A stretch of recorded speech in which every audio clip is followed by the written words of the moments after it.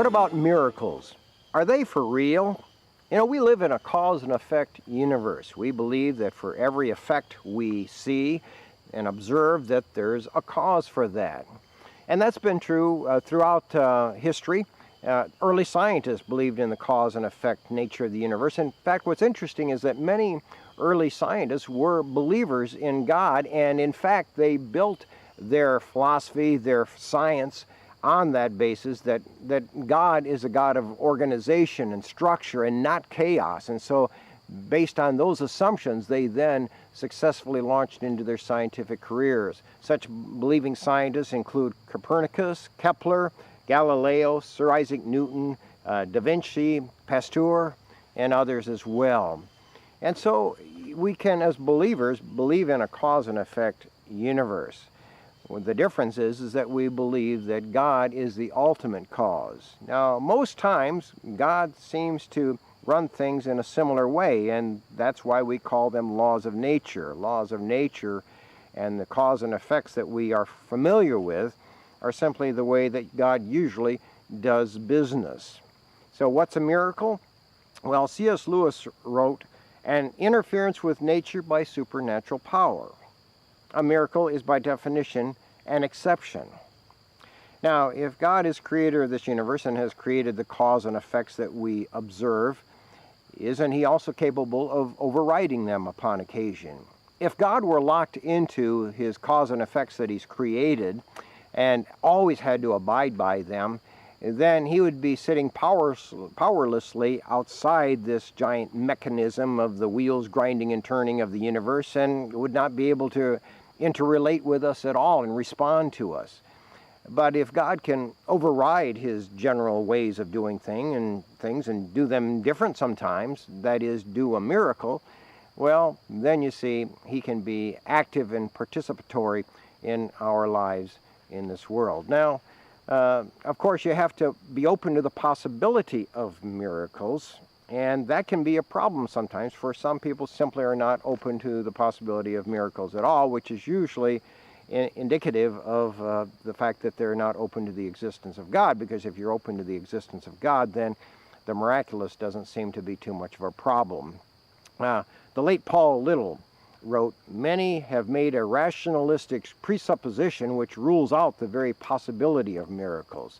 Since they know miracles are impossible, no amount of evidence would ever persuade them one had taken place. There would always be an alternate naturalistic explanation for them to advance."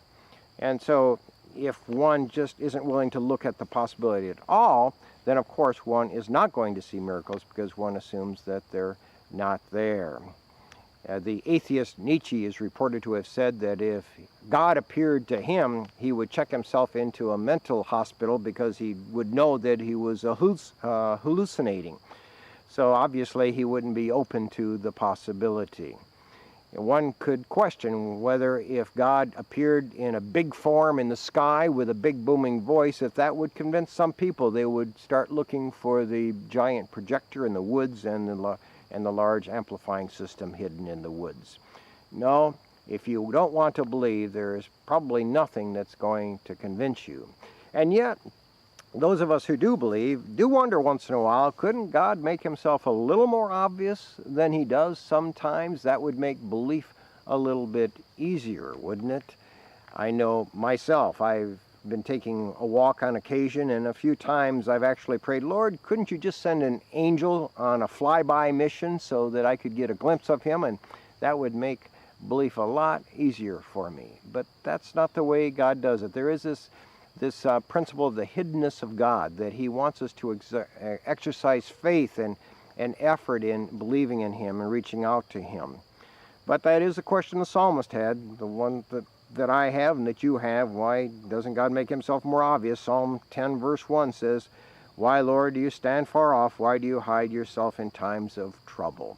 Yes, undoubtedly it's because he wants us to exercise a faith and trust in him, and he doesn't want to compel us to believe.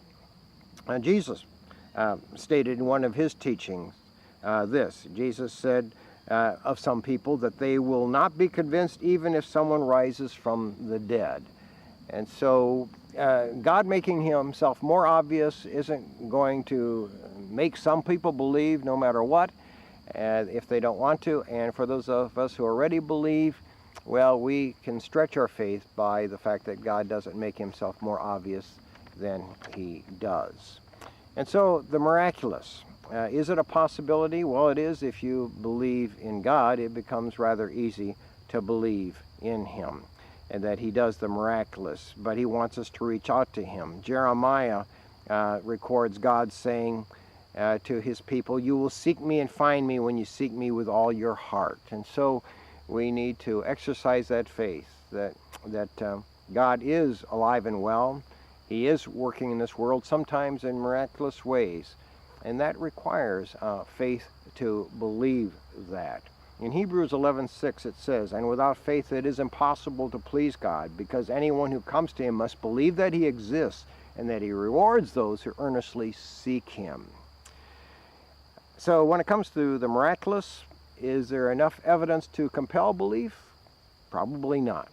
But there is enough evidence of our God working in miraculous ways to make belief compelling.